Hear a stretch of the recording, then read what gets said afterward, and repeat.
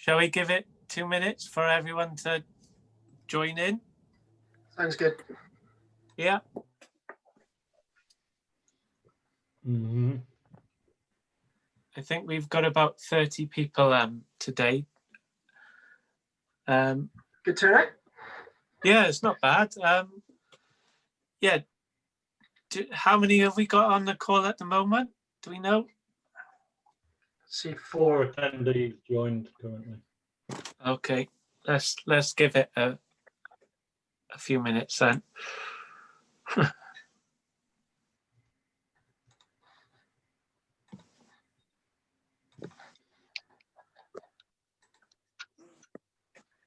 Oh yeah, it's just us. 6 and 5. Come on, it's nearly there 50-50. There we go. A few more. 6 and 7.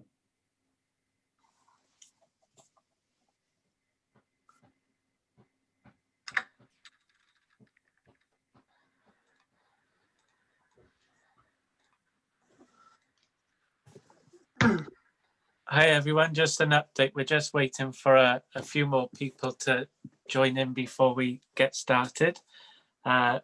Reese isn't here today to host, so it will be me and the rest of the BIM Team Wales group.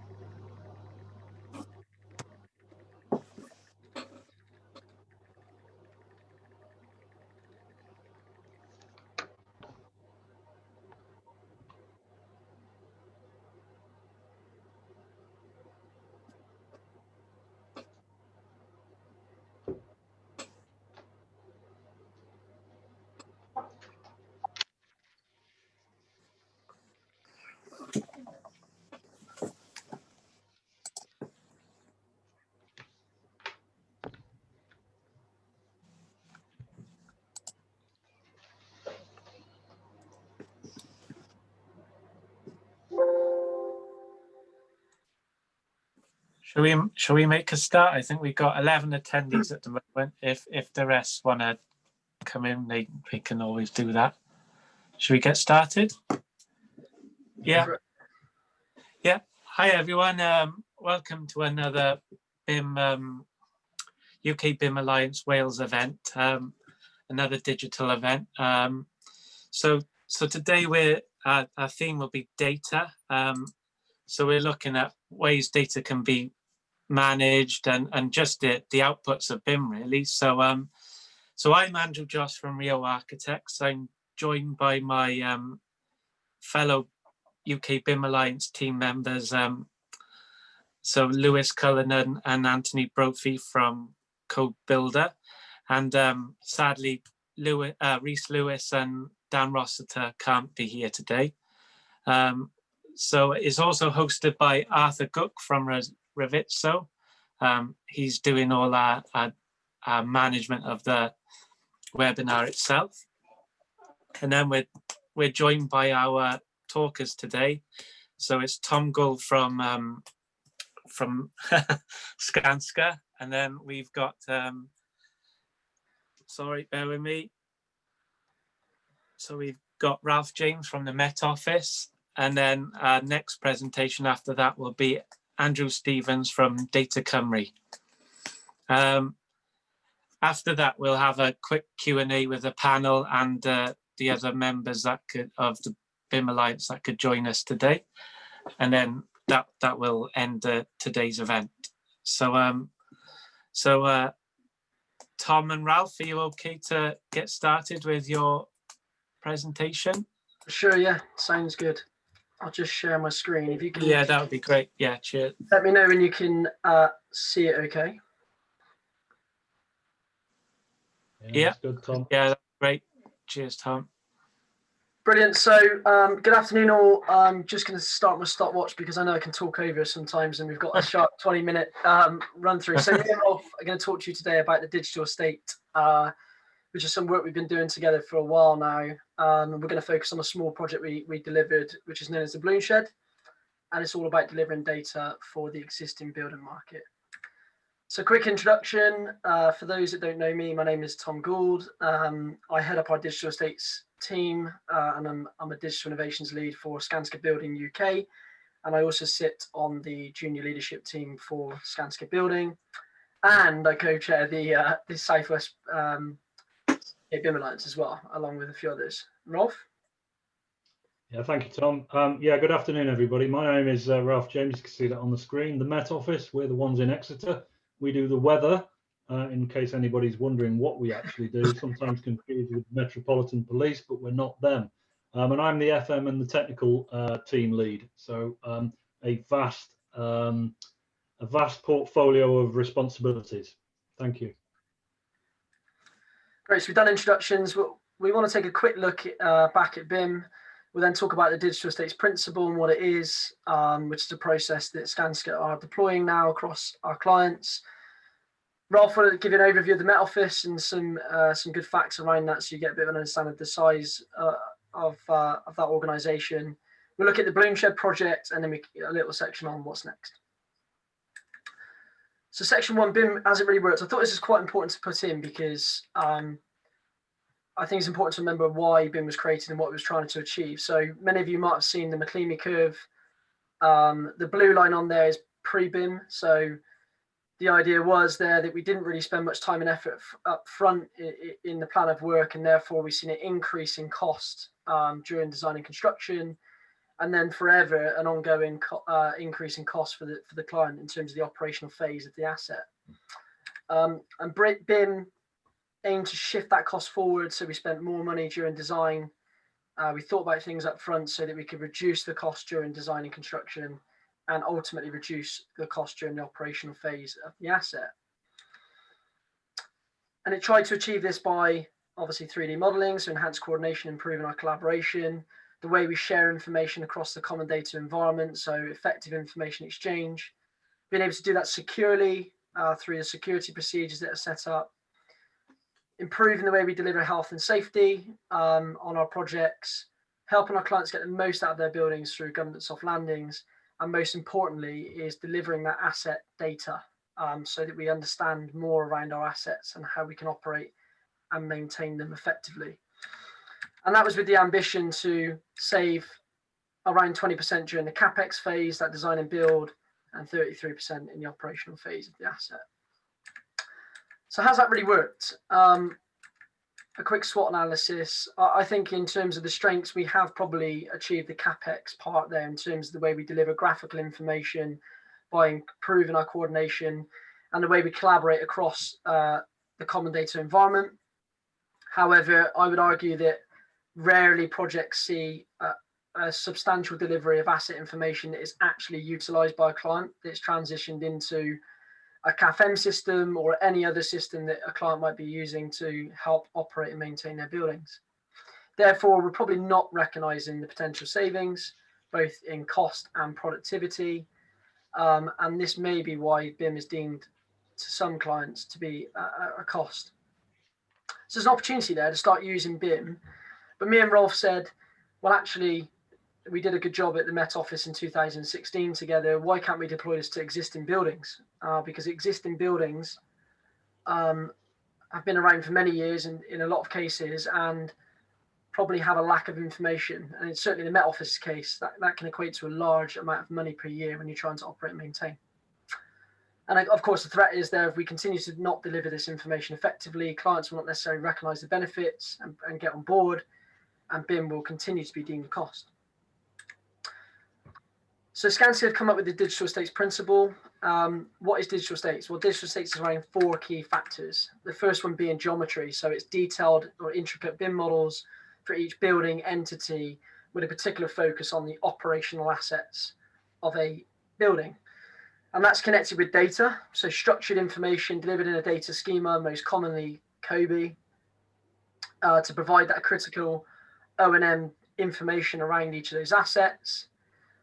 The third aspect is connecting that graphical and non-graphical model with smart sensor technology to report real-time data around that asset, which you would argue has been described as a digital twin. And finally, is giving people the ability to interact with that digital technology to make better use of data. So how do we do that? Well, we've described it as a digital estates wheel. So we start by scanning an entity, and that is all about capturing the graphical data from an existing building. We then create the retrospective models for that using native software such as Revit for the key disciplines of architecture, structure, and probably most importantly, MEP. This provides a navigational aspect of that data for the FM providers. The specification data is, as mentioned, linking that key information such as Uniclass and the rest of the UKBIMA data schema to those assets to pick up information on them. And that might be things like condition, how long do we think that asset's got left, what's its rough replacement cost, to start to give people like Rolf an understanding of its life cycle budget for the next 5 to 10 years. We overlay the Internet of Things, so we deploy sensors to those technologies, or we connect to the BMS to report real-time data to that graphical model. And we link that to FM. So we connect that to, in this case, Concept Evolution, which is what the Met Office use, but that can be linked to other FM softwares to change the way we operate and maintain buildings from probably a planned preventative maintenance regime to now a condition-based monitoring regime. And then, of course, implement and operate. And as mentioned, who for? So this is for the existing building market. And the existing building market is huge. I'm not sure that we necessarily consider it all the time, especially for large estate owners, but 80% of the buildings that are here today will still be here in 10 years' time. So one could argue that you could say that the existing building market takes up 80% of the construction industry. And that's set to grow. So the buildings we're building today will still be here in 10 years' time. So the importance of delivering data on new construction is vastly important, but it's really important to consider the other buildings that a client might own. And I guess this is creating digital twin. I just put this slide in to say that this is the project we delivered in 2016 at the Met Office. And it's about that model, but then being able to click on any of those assets and see key bits of asset data around it, and then see the live IoT data report in the real time, which is what we're on our journey to, Rolf. Why are we doing this? And why are we focused on the existing building market? Well, that's because roughly 10 pence in design per square meter is £1 in construction, is £5 in operation and maintenance. And actually that latter figure of £5 is probably underestimated. Some studies show that it can cost as much as £25 a square meter for large estate owners to operate and maintain their facility across the likes of the MOJ or the MOD. And that number is huge in comparison. So while we might think BIM is really essential for the capital works of a project, actually the operational phase and the importance of that data is by far more superior. Over to you, Rolf, a bit about the Met Office. Yeah, thank you, Tom. So good afternoon, everybody. You know, the Met Office, what we do is weather. On the left there is a primitive weather forecasting equation. I gave up mathematics at that level many, many years ago. But what we're doing is this type of thing all the time, 24/7. And the supercomputers that we have that produce these models are doing something like 14 petaflops. So it's a 14 petaflop machine. And that is equivalent to every man, woman and child on the planet doing 2 million floating point calculations a second. And that allows us to be the best at what we do, which is weather forecasting and climate prediction. And having all these wonderful models is a terrific place to start. But as we all know, if you put rubbish in, you get rubbish out. Next slide, please, Tom. And so I am charged with looking after this very vast estate. It's geographically challenging. many different types of facility. We have weather radars, which obviously you'll see those on the television when they do video loops of the rainfall falling on the ground. We have other sites that just do the basic long record. We've got sites that have been in existence for 200+ years, and so it's very important that we can maintain those assets, the piece of land that it sits on, the fences, so that the cows don't rub themselves and fall through the fence.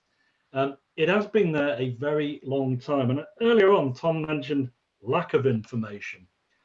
For a lot of these sites, and obviously the map on the right there just shows where we've got the big facilities, oftentimes we don't even know what sort of lease we have or what agreement we have to be on site. So it is an enormous challenge attempting to run that from a facilities management perspective. Next slide, please, Tom. Yeah, so we delivered this fantastic collaboration space and IT hall back in 2016, 2017. It's won awards. It, to me, was really, really exciting to see what was done. And it was at that time that I first met Tom and his team and the build team of Wilmot Dixon. And we delivered this thing on time, in full, with 0 defect. Is there something to be said there for adoption of BIM at BIM level 2, which this building was delivered to? At that point, I decided that actually there's some mileage in this, and I'll tell you for why. When we were renegotiating the FM maintenance contracts, we obviously had 34,000 assets at our main building, and we had 8 pages of questions, clarification questions about the types of asset. The way we tackled this building was to release the BIM model, the model with all of the background information across, and we got 0 questions on how the contractor was going to actually maintain it. And the penny dropped to me that if we could do that across the rest of the estate, even in a small way, and start to explore, then maybe, just maybe, we could see an advantage. We could learn to understand what our estate was doing, how much it would cost to maintain, and what we would need to do from a life cycle perspective. Because I don't know if there's any FMs on the call, but if, like me, you've inherited an estate where life cycle, what's that? We just repair it as we go along. And I don't think we should be doing that today. Next slide, please, Tom. So this is the building, and it's still running strong. It is a very efficient supercomputer hall. People might want to call it a data center. It is not. It is a supercomputer. And this is just one part of that 14 petaflop machine. So far, it's gone wrong once, and that wasn't the building's fault, but it was a fault of the grid supply from National Grid. Let's leave it at that. But I have this aspiration to have something like this for every facility that we own. We then engage with Tom and Skanska to go on to the next phase of this. Next slide, please, Tom. So balloon sheds. Yeah, there you go. There's me looking younger and Tom with a bit of a haircut before he went for his COVID look. But these balloon sheds are absolutely vital for validating and proofing those computer models. This particular facility is in Camborne. It's in the western Cornwall, and we have another identical facility up in Lerwick in Shetland. But we also have fill-in weather balloons that get launched. But the thing about this particular shed is that it does an awful lot more. So you see the size of the shed versus the size of the balloon. What we can do with these types of facilities is not only validate the models, but actually do some really good scientific investigation. In this particular site, we look at the ozone hole. So there's a contract in place so that we can measure atmospheric ozone. So it's really, really important that this is a reliable and available facility. But we were treating it as just that, a balloon shed. And then Tom and his team came along and next slide, please, Tom. Yeah, so I got a call from Rolf and said that we got this balloon shed. We've got one in the Shetland Islands as well that we need to replace. And we can't get anybody to give us the same design. It works perfectly fine as it is. We want an exact replica of what we got, and we cannot get it. But also, we don't have any of these assets logged in our FM system. So for us, this was a perfect testbed for the digital estate process, due to its inferior size, let's say, but also the fact that most of the assets were open and we could capture them quite easily. So I travelled down 200 miles down south on a Monday morning, and we scanned this entity from an external point of view and an internal point of view. We then created a retrospective LOD3 model for architecture, structure, and MEP, which I can show you in a moment. We captured and we gave our expertise over the condition of the assets that were in there, and how long we think they had left in their life cycle, and we delivered that information over to Rolf to put into concept evolution, which has now been done. And this has now also been handed over, I think, Rolf, correct me if I'm wrong, but you've tendered on this, which we would probably say is about an RIBA stage 3 design from what we've retrospectively created, to get some pricing in, which is, I'd like to think, has really helped out in the process of getting the Shetland Islands redone. So I've got a short video here, and I will skip across some of these, just conscious of time. There we go, technology. So there is the balloon shed in all its glory on the day. What we've done here is brought the scan in. This is obviously Revistu, so shout out to Revistu, and I'm sure Reese would be pleased to see that we use this software. But the scan is in there. We then created the retrospective structural model, which you can see on the screen, and provided the drawings against that.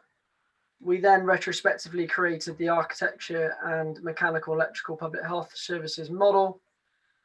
And then we plugged the data against all of those assets, as you can see here, with some key information around that asset, which leads into creating a graphical representation of what's in real life. So this is not quite the digital twin, because we haven't actually yet deployed any sensor technology to report the real-time performance of those assets, but it's a good step in the right direction for where we want to be, especially for Rolf and his large estate. So the delivery of that is Rolf's now got the native models for Revit for each of those disciplines. He's got the IFCs, which is imported into concept that you can actually view the model in his FM tool and in FSI to go on the iPads when people are actually out maintaining, alongside the UKBIMA report, which was imported into that CAFM tool as well, with regards to the information around the asset. And I believe you've now got Revistu as well, Rolf, right? Oh, absolutely, yeah. I mean, we were sold on that when you demonstrated it, or when Reese insisted that he demonstrate it to me. And of course, this is going to be a key to us looking at the marketplace, where we can have people collaborate and then work up the costs that way. So yeah, fantastic product. Brilliant. So what's next? Rolf, I'll let you cover this one if you want. Oh, yeah, sorry, yeah. It's like we practiced earlier, Tom. Yeah. Yeah, you know what, we are already looking at sensor technology, and we have deployed a few. I mentioned the weather radars earlier on in this conversation, and so what we're finding at weather radars is that the maintenance there is done on a periodic basis, not reference to any sort of condition, and as these places are unmanned, you know, we're running two air conditioning units, combined heating and cooling, and oftentimes what we're seeing is a huge amount of energy wastage because one's cooling and one is heating. So we're putting very basic sensors there. But what we've learned along the way is not to install that sensor technology on your base network, because in a denial of service attack, the first thing that's going to get turned off is your network. And Tom has mentioned health and safety as well. So one of these sites that we've deployed some very basic sensors on will actually tell us whether the door is open, locked, and whether there's somebody in the room. So if you're thinking single manning at the top of a mountain site in Scotland, it's a good idea to see if they're moving around, for example. as well as making my clients or my customers within the building start to think about what it is they want from us. So they say they want air conditioning. I would argue, no, you don't. You need to tell us what temperature and humidity you need that room kept at. And this well building standard is genuinely the way we're headed. So achieving a well building is very exciting for us, because that's all about around air quality. And one of the exciting things that the Met Office is working on currently as a product is air quality forecasting. You'll see some of it's already being used out there in the media. But imagine where you had an intelligent building management system that was able to take forward via an API or whatever other means is available tomorrow's weather forecast and tomorrow's air quality forecast. Imagine it then being able to shut the dampers and go on to full recirculation before your pathogens have actually been introduced to the building. So there are some of the very exciting things we're working on at the moment, but it is a very, very long road for us, but it's the way forward for sure. Back to you, Yeah. Tom. No worries. And I don't think I included a slide, but Skanska, just to give a bit of an idea as well, are working on a smart building product, which we hope to engage with the market on next year, that will enable us to connect into existing building BMS systems and start to report live data on those assets and their health. And that's us, 21 minutes, 06 seconds, not too bad. Good. If there's any questions, I'm happy to take. Well, I don't know how you want to do it, Andrew, but Yeah, shall we do the questions at the end? Is that okay? sounds fine. Yeah. Yeah. So if anyone's got any questions, just have a think, and we'll answer them at the end of the session. I think it's a great presentation, both. It's good to see a client that basically is bought and sold on the BIM journey, to be honest. And BIM is a no-brainer for someone like the Met Office. And I think it's also fascinating to hear about actually more about the Met Office. That's something that we all know as a British institution, really. So yeah, thanks both. No worries. So our next presentation is from Andrew Stevens from Data Cymru. So Andrew, do you want to screen share, or do you want to see if Arthur can screen share? I'm happy to try first. Yeah, do you want to have a go? Yeah, is that okay? Yeah. That worked? Yeah, that's great. Yeah, cheers, Andrew. Yeah, over to you. Okay, thank you. Well, my name is Andrew Stevens, and I'm the director of an organization called Data Cymru. And I'm now going to see if I can literally change. Does that work as well? Yeah. Good. So, I mean, mine, following that last presentation, which was quite technical, I'm thinking, does mine fit in? Mine is a very generic presentation about data and about the role of data, perhaps in the public sector, and trying to think about how that moves into the sort of sector that you're working in. I've been working in data for far too long, and I've worked at the Office for National Statistics and worked on data policy at UK government level, and now moved into or now work in the local government sector.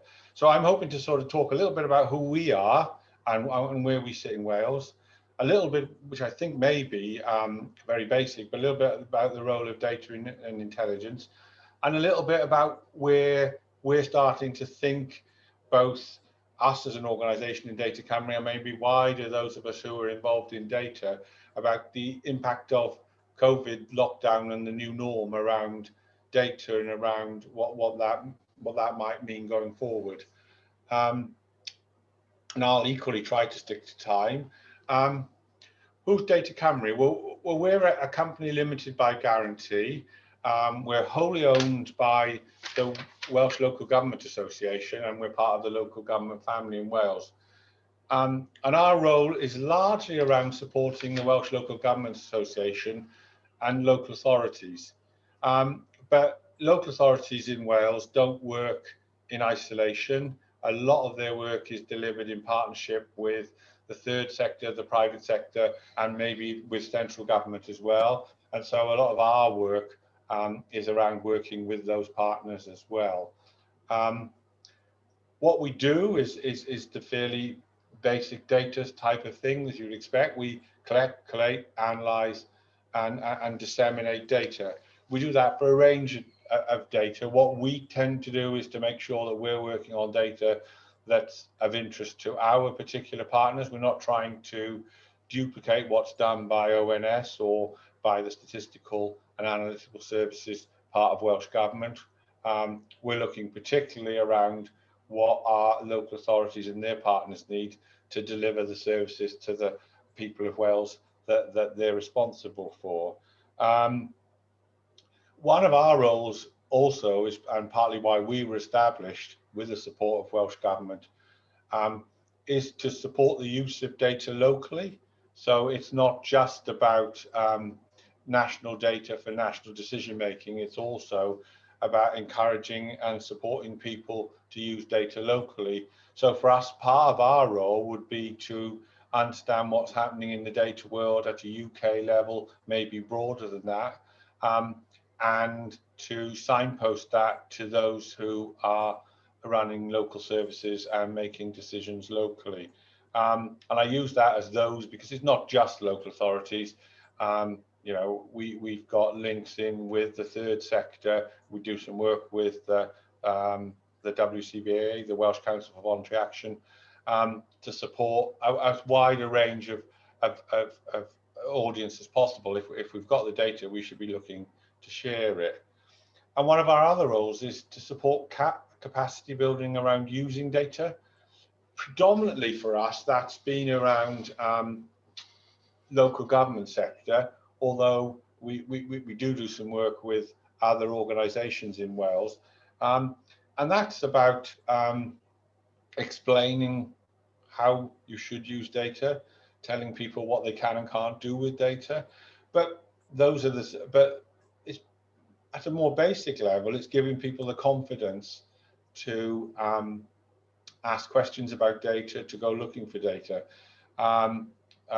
Those of us who've been working in data for many, many years, it's bread and butter and we're very comfortable with it, but we need to be able to encourage people like, for example, your local councillors and others to use data, to question data, to question with confidence, to ask about the questions about the data and about the performance and about what it's like with AR locally. So part of our work is building that capacity. Equally, it's about building capacity in local authorities for them to use data, whether that be running surveys, analysing data that's already available about their local area. One of the things that we perhaps do that's unique, or one of the pieces of value added that we add, is that quite often you'll be aware that in Wales, under Welsh language legislation, nearly everything that public sector bodies produce has to be produced bilingually. So one of the things that we do, particularly for local government, is to make sure that where data isn't available bilingually, that we do the work on the metadata, so that the data about the data is in both languages, so that they can pick it up and use it in their reports locally, rather than have at least 22 times where we're translating metadata about UK level data, for example. So that's a little bit about what we do. A little bit about the role of data and intelligence, and I suppose I'm probably telling you again something that's fairly obvious, but it almost has a cycle in public sector as it would in any use of data, and the first stage of that is around using the data to understand the needs and support the planning process. And so there's a whole range of data that's used. That's often data about from looking back on how things have been, to looking forward about what might our population changes look like, what might our population look like, what might the needs of our communities look differently in the future. So that's the one area, and an awful lot of our work is around providing access to or signposting to local authorities and their partners about the data that would help them understand their communities, whether it be a town, whether it be a local authority, whether it be a smaller community than that. And also some of the work that for example, we're doing at the moment is looking at planning for social care for the future. So what might the numbers of dementia patients in the community look like in, say, 25 years' time? So it's a whole range of sorts of data to support planning. Then it's about understanding and supporting delivery, and that's about the here and now. What you need to know about what you're doing now. How do you analyze that data? How do you make sense of that? How do you understand whether or not what you're doing now is working? And how do you use that information to share across your organization to do it in the most efficient way, so that you're all using the same information where it's appropriate. So that's probably an area where there's more to do, and I'll come on to talk a little bit more about that as well. And the third area where we have historically done quite a lot of work is around supporting improvement. Initially, a lot of our focus of our work was around measuring the performance of local authorities. How well are they doing? How well are they doing compared to others? So there's a performance measurement framework. We would be working with local authorities to make sure that they were measuring and understanding their performance in a common way, collecting data in a common way with a common definition. But that was, although it was called performance management, a lot of what it was about was benchmarking what you do, understanding how well am I doing, how well am I doing compared to others like me, and then going and having that conversation with them about how are you doing so much better at me than this. If if I give you an example, there's something called delayed transfers of care, which some people might be aware of, but it's the length of time that people waiting in hospital, waiting to go out of hospital to be discharged, but there's various processes that need to go through before you're able to discharge that patient in the community with the packages around them. And the variation between the length of time from one local authority being able to discharge that and others might be a lot of difference. And once they saw that, they want to get together and start to talk about, well, how do you manage to do this in that time? So data is the can opener, if you like, in those circumstances. Equally, evaluation. How well did we do? How could we have done better? What could we learn from that? So those are really the areas that, I say, the common cycle really of data, but that's largely how it's used in the public sector context and in the local authority context. In Wales, we've probably made some, for me as somebody who's, a data person, probably made some considerable strides in the last few years around the use of data. And what I've just put on the screen now is just a couple of examples where data and evidence has been built into legislation in Wales. So we've got something called, I'm sure you're aware, the Wellbeing of Future Generations Act, which is what it does, what it says on the tin. And part of what that asks is that all areas of Wales do an assessment of the state of economic, social, environmental and cultural well-being. And that's largely a data-driven, evidence-driven exercise. It's not all about hard data, but it's about, and so what it's saying is that, the decisions you make about what you're going to do for your area must be evidence-based, must be based on an assessment, and you'll be judged on how you've used that data to inform your priorities. Similarly, around the same time, we've got something called the Social Services and Wellbeing Act in Wales.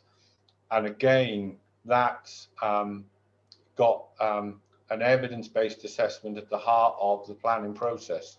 and an evidence-based assessment around at the heart of how you measure the success or otherwise of the outcomes that you're looking to achieve for the people in your area. So for me, as someone who I say who's a data person and whose role in part is to promote evidence-based decision making, having some of it set in legislation is something that and the Future Generations Act is something which many countries in the world now are looking at as a standard that they'd want to follow. Yes, so that's just an example about where, as I say, where it's formally set out. I wanted to pick up on one particular area that maybe, I don't know how how relevant it is to your area, but an area where we think maybe the public sector can still do more, and that's around evaluation and using evidence at that time, at that part of the process, after we've made the decision about what we do. And I think that there's been, you know, we're very good at making maybe evidence-based decisions about what we do, but how much time do we spend using evidence and data and reflection to see how well we've done? What could we have done better? And I'm always surprised because we started to do some work on evaluation processes, and I'm always surprised at the reaction to the two questions that I've put there. What does success look like? Show me the document where you've set out what success looks like, and also tell me how you'll know if you've made a difference. And as I say, maybe it's the public sector is a little behind in this respect, but it's not something that we've been particularly good at, and not something I think we've been particularly good at promoting when we've the evaluations that we've done. So, you know, this is something that an area where we're trying to encourage local authorities and their partners to do some more work in, to perhaps be a little bit more clearer at outset about what it is they're looking to achieve when they want to do something, being clearer about the targets and the goals, also being clearer about the progress they're making. And one of the things that I think we've often been nervous of is ever changing direction after we've started something. So often you'll say, well, we've got this initiative, it's a government initiative or it's a council initiative, we're going to do it. Perhaps it's courageous to stop sometimes and say that's not working, or not working as well as it should have done. And this evaluation process puts a framework around it that allows us to say, hold on, that's not making as much progress towards what we wanted to achieve for our citizens as we expected. So we'll change course a little bit, or we'll stop doing it. Equally, we are expected in the public sector to show the value for money of what we do, and effective evaluation allows us to demonstrate the impact or otherwise of how we've spent public money. But that's just one area where I think generally people don't necessarily put the effort and resource into around using the data that they've got. I wanted to mention a little bit about COVID-19, the lockdown and the new norm.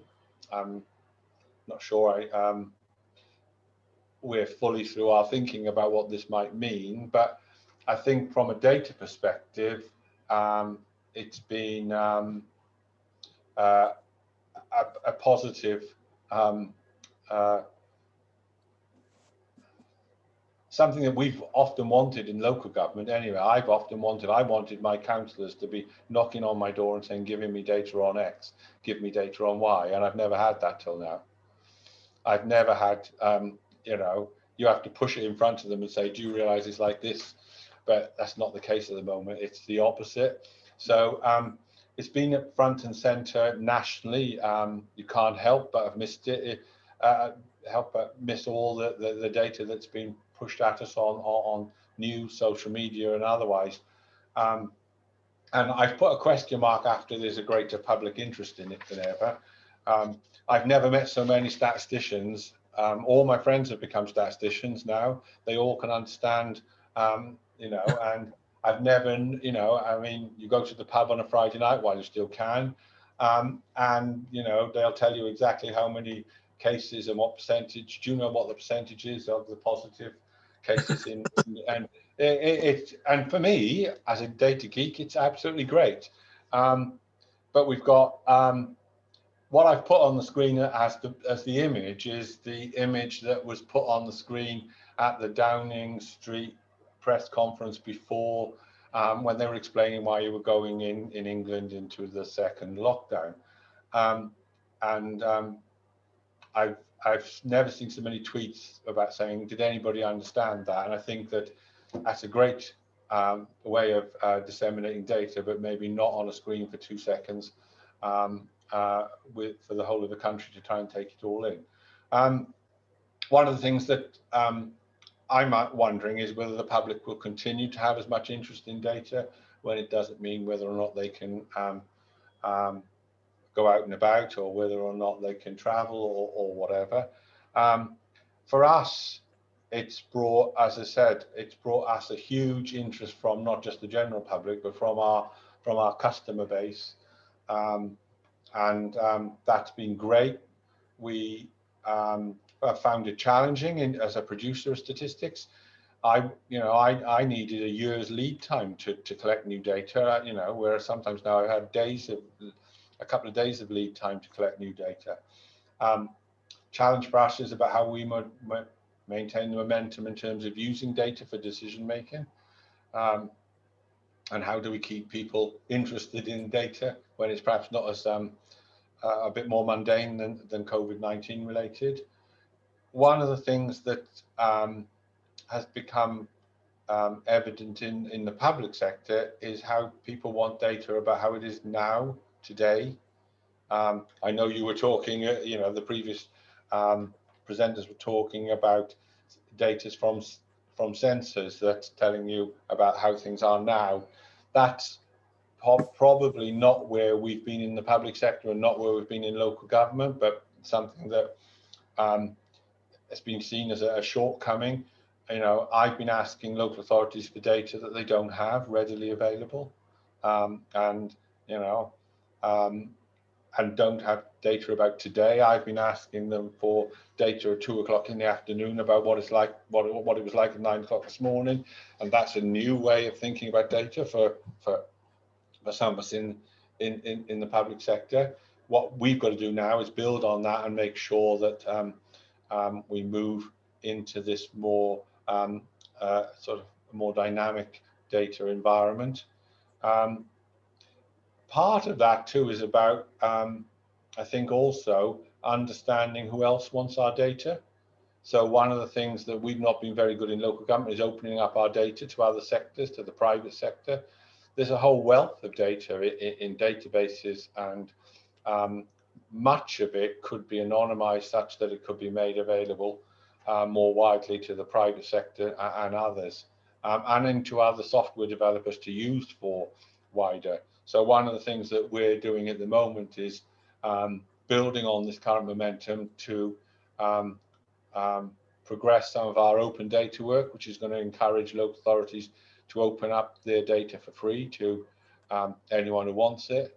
And in Wales, we're a small country, so we'll probably need a significant number of our local authorities to do that before it'll be worthwhile and useful to others outside.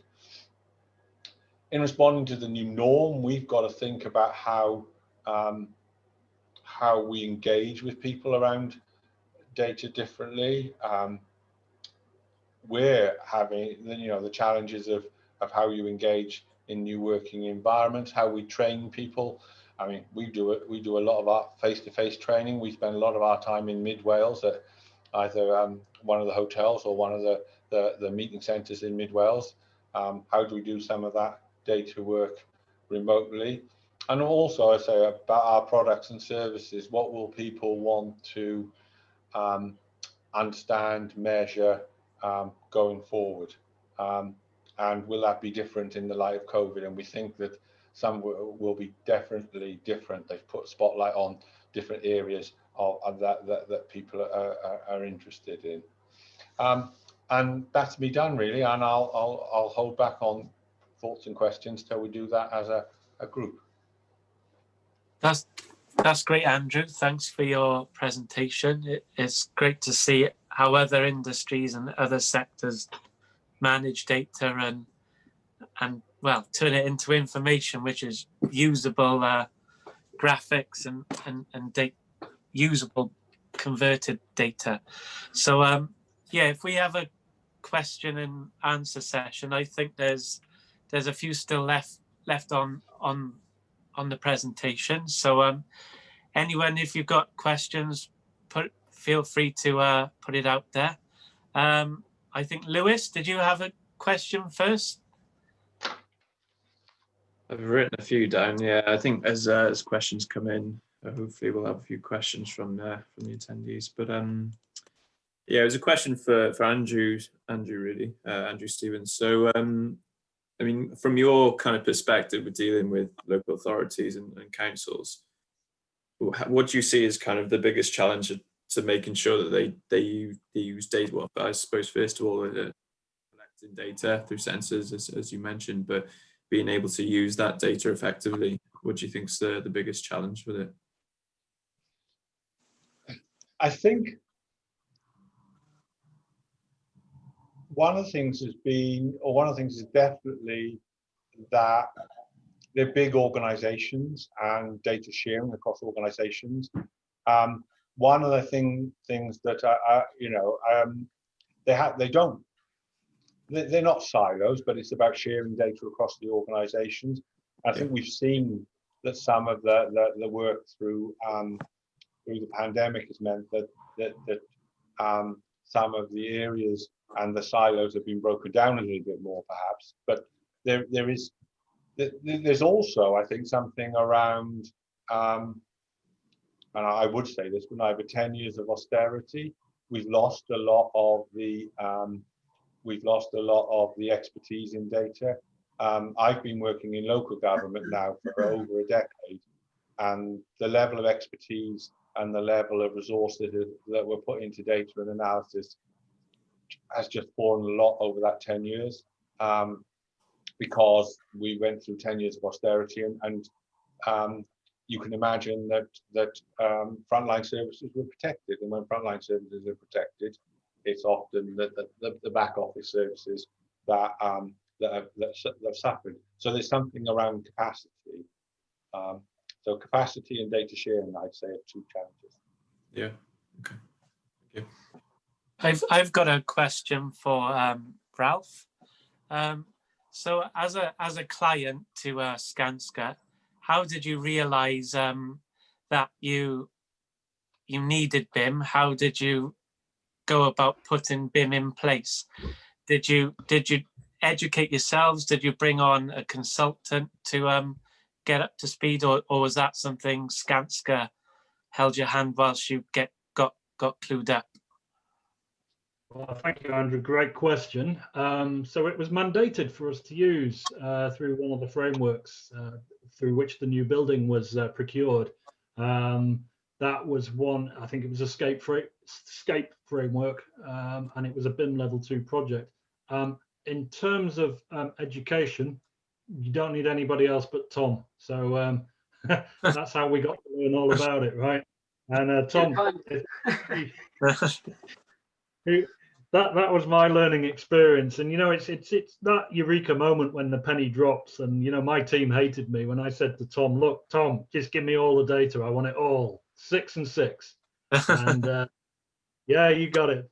You know, and how many thousands of assets, but he did what I asked him. But you know, ever since, you know, it's good. You've got to make these relationships. It's not just contacts.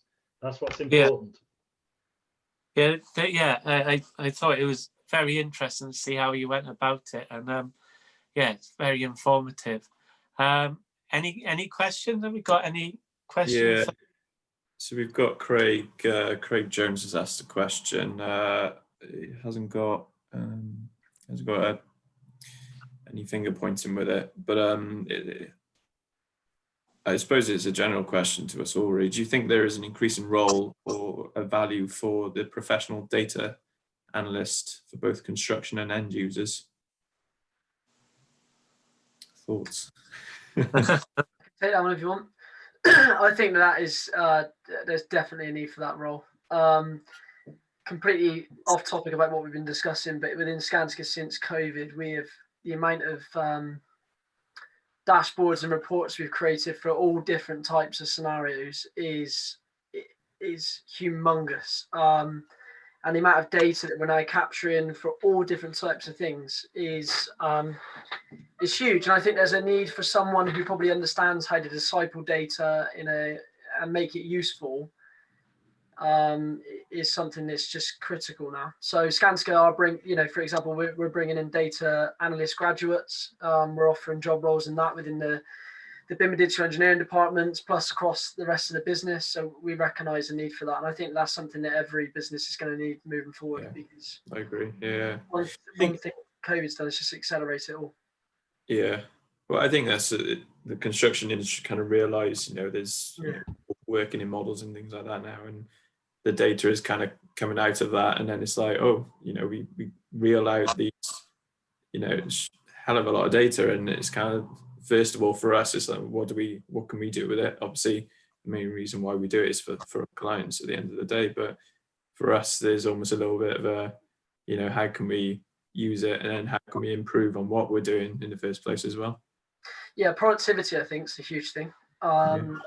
Skanska looking at productivity measures across the whole of the business. So I think BIM, if it's done one thing, is influenced a wider need for digitalization, is what I would probably say. My job role of being just specialist in BIM is no longer. I've got such a much broader remit now, which doesn't include just BIM. There's lots of things that I would describe as just digital, really. That is what I'm looking at. So yeah, definitely, Craig. I see that role as critical.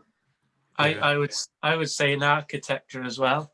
I think the architects train for 7 years, and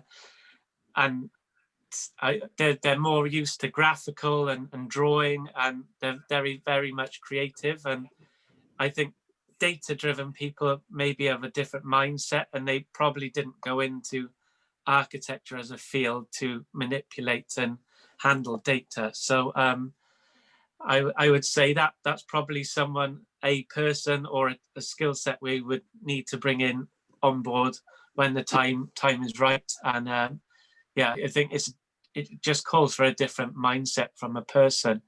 And you see it with the likes of Dynamo.